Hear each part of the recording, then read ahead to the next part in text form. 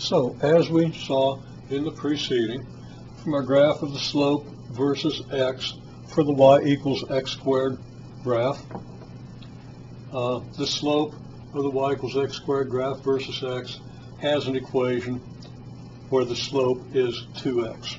Slope at the point x, x squared, is 2x. So this is a formula for the slope of the y equals x squared graph. Now, to prove that even more rigorously, we proved it sort of by doing 3 points, 3 values of x, and finding that the 3 slopes, if we graph slope versus x, that the 3 slopes lie on a straight line. The equation of that straight line was the slope equals 2x. To show that it always has to be so, let's just do the same thing we did previously.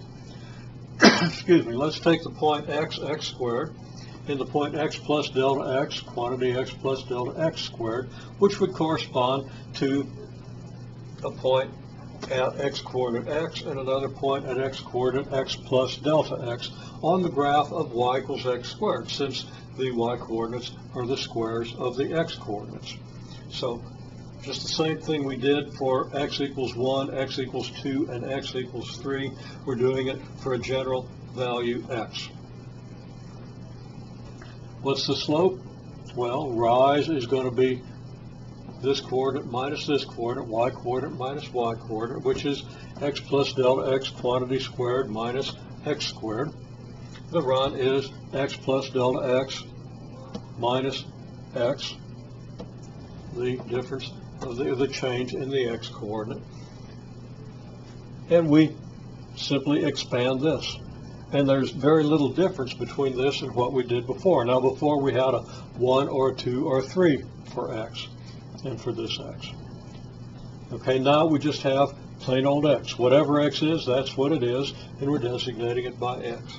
So we square the binomial, and again, if you think the binomial squares to give you x squared plus delta x squared, rethink the way you square your binomials. Use the distributive law and also know the special product. Okay?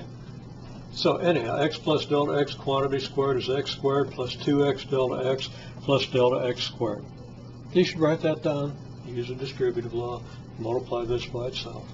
And then apply the special product. You've got to be able to do it both ways. Okay, so here's the square of x plus delta x. We subtract x squared. X squared minus x squared is 0, so that this whole thing just becomes 2x delta x plus delta x squared. It doesn't cancel. It adds up to 0. Okay? Then we can do one of two things. We don't start crossing things out. We don't cancel. We can distribute the division by delta x, which is just multiplication by the reciprocal of delta x, and distributes over this addition, so that the delta x divides this term and the delta x divides this term, and we get 2x plus delta x. So that's the slope. That's the slope of this segment in simplified form. Now, that is a segment of the y equals x squared graph. It could be anywhere on the graph. But as delta x approaches 0, this is, and I say that's a slope of a segment of the graph, that's a slope of a secant of the y equals x squared graph.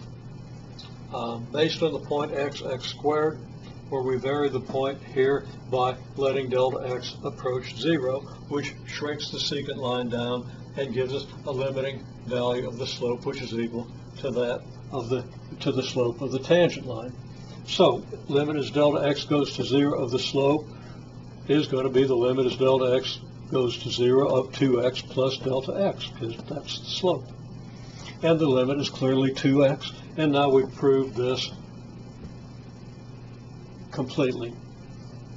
Okay, there's no question that the slope of the tangent line of the y equals x squared graph at the graph point with coordinate x is 2x. In other words, the slope is double the x coordinate of the point on the graph. Now, we go just a little further now. And we didn't have time to do it in class, and we're not going to do it now, but hopefully everybody does that for the next class. What about for y equals the square root of x? This is one of the questions that comes out subsequently. Okay? If y equals the square root of x, then we get a graph that, looks kind of like this. Okay? Never quite levels off, just keeps on going up, but it gets pretty level. Okay? And more so, but it never reaches level, so it keeps climbing. The same process we used here would tell us that the 2 points on the graph, and let me just, I was pressed for time at the end and I didn't draw a picture, so let me draw a picture here. If we have the point on the y equals square root of x graph corresponding to x value x, then the y coordinate is square root of x.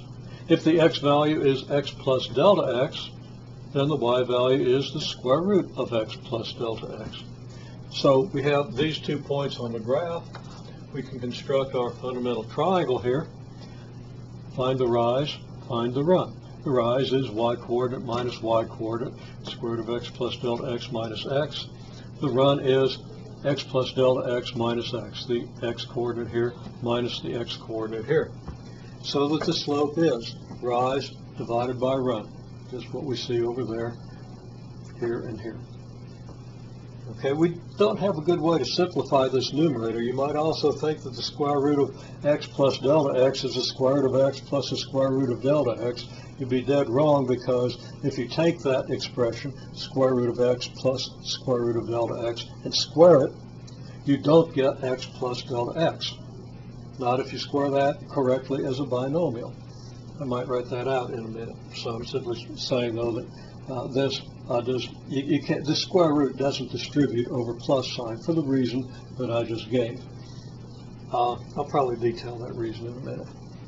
Okay, so we can't simplify this numerator, but we do want to have a square root on that x, don't we? Okay, so that's a square root of x there.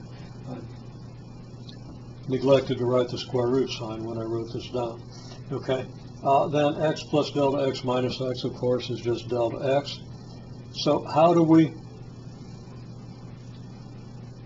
get a hold of that delta x inside here so that we can take the limit as delta x goes to 0? Well, the thing we do is simple enough. We simply rationalize this numerator using a technique that you've seen very recently. We multiply both sides by, or numerator and denominator, by x plus delta x plus delta, by the square root of x plus delta x plus the square root of x.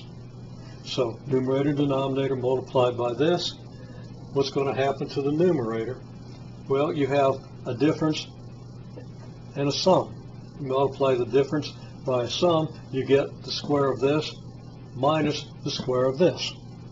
And that's going to get rid of your squares in the numerator. Now, things are going to happen with the denominator, and we'll pick up next time and probably talk about what happens here, because there are some tricks to figuring out some of these rules.